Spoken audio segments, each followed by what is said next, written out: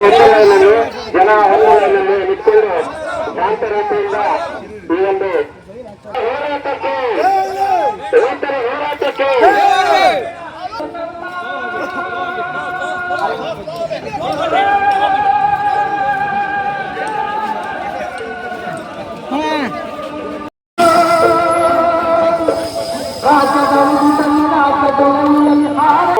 ನಮಸ್ಕಾರಗಳು ಮತ್ತು ಶುಭಾಶಯಗಳು. ರೈತ ಸಂಘದ ಹೋರಾಟದ ನಾಯಕರಾದ ಮಾನ್ಯ ದಿನೇಶ್ ಶಿರವಾಳರವರೇ ಮತ್ತು ಎಲ್ಲ ರೈತ ಹೋರಾಟಗಾರರೇ ಮತ್ತು ಸಾರ್ವಜನಿಕ ಬಂಧುಗಳೇ, ಈ ಖಾಸಗೀಕರಣ ಅನ್ನೋದು ಈ ದೇಶದಲ್ಲಿ ಒಂದು ಜನವಿರೋಧಿ ಕೃತ್ಯ ಆಗಿದೆ.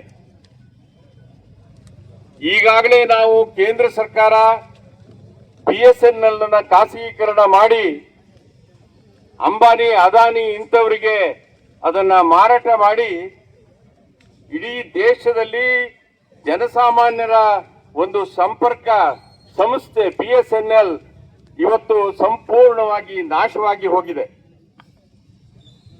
ಅದೇ ರೀತಿ ಖಾಸಗೀಕರಣ ಅನ್ನೋದು ಪ್ರಜಾಪ್ರಭುತ್ವ ವಿರೋಧಿ, ಜನ ವಿರೋಧಿ.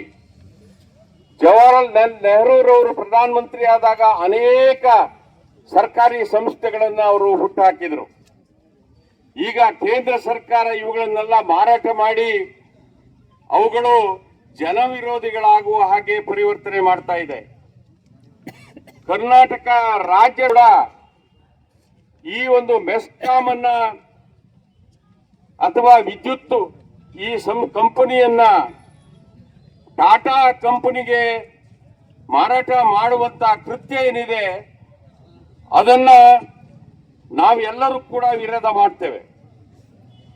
ಸರ್ಕಾರ ಯಾವುದೇ ಆಗಿರಲಿ ಅದು ಜನ ವಿರೋಧಿ ಆದ್ರೆ ಅದನ್ನ ಎಲ್ಲರೂ ಕೂಡ ಅದನ್ನ ತೀವ್ರವಾಗಿ ಪ್ರತಿಭಟನೆ ಮಾಡಬೇಕಾಗತ್ತೆ. ಇವತ್ತು ಮೆಸ್ಕಾಂನಿಂದಾಗಿ ಅನೇಕ ರೀತಿಯ ಜನಪರ ಕಾರ್ಯಕ್ರಮಗಳು ಜಾರಿಯಲ್ಲಿವೆ. ನಮ್ಮ ರೈತರಿಗೆ ಉಚಿತ ವಿದ್ಯುತ್ ಜಾರಿಯಲ್ಲಿದೆ. ಹಾಗೆ ಸಿದ್ದರಾಮಯ್ಯನವರ ಸರ್ಕಾರವಿದ್ದಾಗ ಜಾರಿಗೆ ತಂದಂತ 200 ಯೂನಿಟ್ ವಿದ್ಯುತ್ ಉಚಿತವಾಗಿ ಜನಸಾಮಾನ್ಯರಿಗೆ ದೊರಕ್ತಾ ಇದೆ. ಇವುಗಳನ್ನೆಲ್ಲ ಖಾಸಗೀಕರಣ ಮಾಡಿದ್ರೆ, ಖಾಸಗೀಕರಣ ಮಾಡಿಸಿಕೊಂಡವರು ಆ ಸಂಸ್ಥೆಗಳು ಜನಸಾಮಾನ್ಯರ ಈ ಕಾರ್ಯಕ್ರಮವನ್ನ ಜಾರಿಗೊಳಿಸೋದಿಲ್ಲ. ಇದು ಕುಂಠಿತ ಆಗುತ್ತೆ ಅನ್ನೋದನ್ನ ನಾವು ನೆನ್ಪಿಟ್ಕೋಬೇಕು. ಆ ಭಯ ಜನಸಾಮಾನ್ಯರನ್ನ ಕಾಡ್ತಾ ಇದೆ ಅಂತೇಳಿ ಮುಖ್ಯಮಂತ್ರಿ DK ಶಿವಕುಮಾರ್ ಅವರಿಗೆ ನಾನು ನೆನಪು ಮಾಡಲಿಕ್ಕೆ ಇಚ್ಛೆ ಪಡ್ತೇನೆ.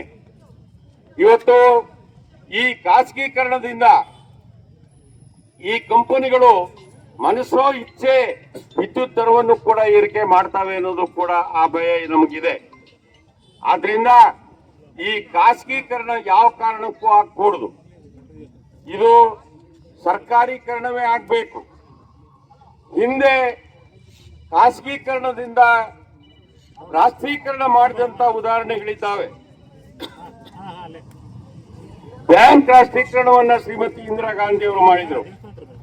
ಅದರ ಮುಖಾಂತರ ಬಡವರಿಗೆ, ಜನಸಾಮಾನ್ಯರಿಗೆ ಬ್ಯಾಂಕ್ಗಳ ಬಾಗಿಲು ತೆರೆಯುವಂತಾಯಿತು. ಆದ್ರಿಂದ ಸರ್ಕಾರಿ ಸಂಸ್ಥೆಗಳು ಜನಸಾಮಾನ್ಯರ ಸಂಸ್ಥೆಗಳು, ಜನಪರ ಸಂಸ್ಥೆಗಳು ಅವು ಉಳಿಬೇಕು.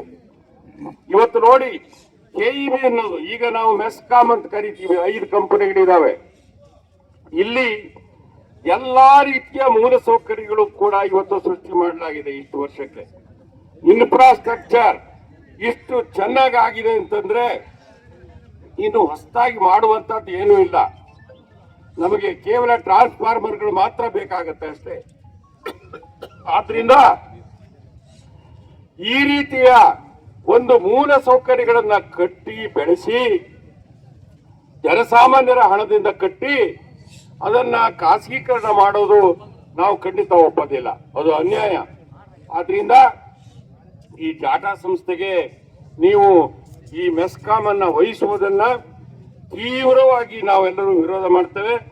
ಆ ವಿಚಾರವನ್ನ ಕೈ ಬಿಡಬೇಕು ಅಂತೇಳಿ ಈ ಮೂಲಕ ಒತ್ತಾಯ ಮಾಡ್ತಾ ಇದ್ದೇವೆ ಅಂತ ಹೇಳ್ಬಿಟ್ಟು ರೈತ ಸಂಘದವರು ಈ ಹೋರಾಟವನ್ನು ಪ್ರಾರಂಭ ಮಾಡಿದ್ದಾರೆ.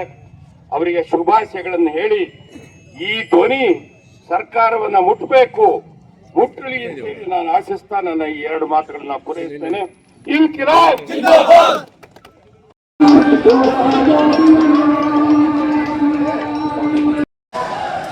ಇಲ್ಲಿವರೆಗೂ ಹೋರಾಟ ಯಾತಕ್ಕಾಗಿ? ಈ ರೈತರ ಹೋರಾಟಕ್ಕೆ, ಈ ಖಾಸಗೀಕರಣಕ್ಕೆ ಬೇಕೇ ಬೇಕು.